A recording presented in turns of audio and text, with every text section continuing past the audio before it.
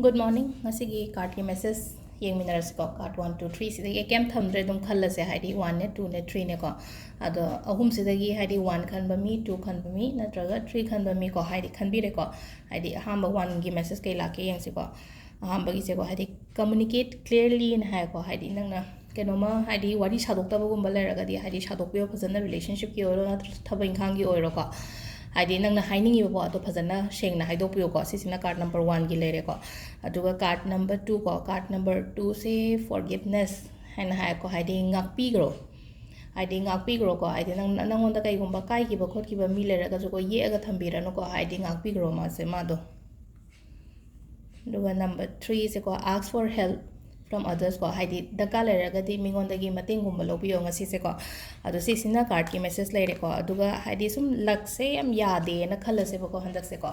akogi daw ya da ba ka hai ba ko haide na ko adu lak ya da ba se haidi kamai ta ro ka kai ta ro ka phaga da ge hai kan si da ko kaino akogi UB se kar sin na re ko handak haidi UB mahi yaw ma lobi na ko aduga kaino sida haidi phi angang ba ma haidi mathak te yesan biro angka UB du gi mathak ta haidi phi mateng katang lai bio pawa mu kai mo angang ba ma che na ko haidi phi do UB du gi mathak ta yesal laga ai isana oira shu ai ko natraga aina mi du gi to bira shu ai kaino to raga hai tar ko suppose UB du mi du gi mathak tu da yin sai pot che ina UB se pai raga sise mi du ne na khala se ba ko thaina ma do phammaga lai hale na ko adu mai mathak tu da gi kyarak tarit la kumba haidok piyo ko haidi tarit la kumba haidok piraga sigi UB se kaino haitar ko lambi gumba haitar ko lamlong ahum phangba gumba leina ko nachek gumba da langthok pira ma chap chana mayai da langthok pa nungai traga su ko adu sisima tawba yai ko aduga akoi gi khum modlan bigano khumu mot pa se ko haidi negativity am la kani ko negativity se karma makhal gi negativity rahu gi negative energy me ama changba oye ko akoi khumu kum am mot pa se ko ado khung se yare ngai mola agadi haidi shudok biba chamthok biba dwaina shengdok biba phajana haidi khum nana tongbiyo ko aduga amana kain tawge da haidi rahu dosa leye kaina haraga phaleina ko rahu dosa lebo da haidi phattaba khatangi keno natte ko haidi rahu se piragadi me ama pigani ko aphaba me ama aduna keno tawbida ba haitare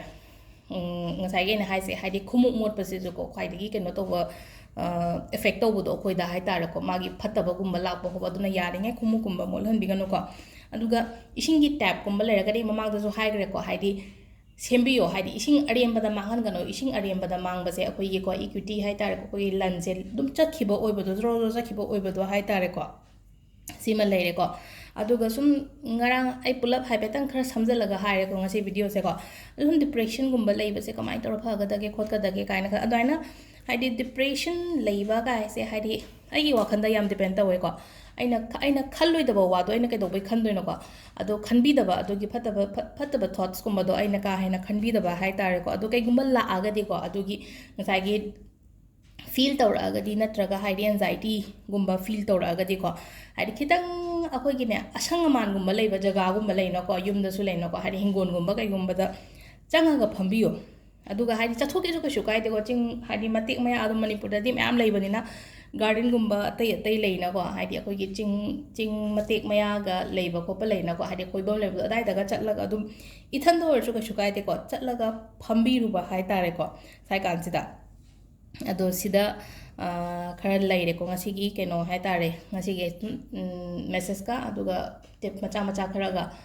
ado hayeng ge video mu yeng minarase thank you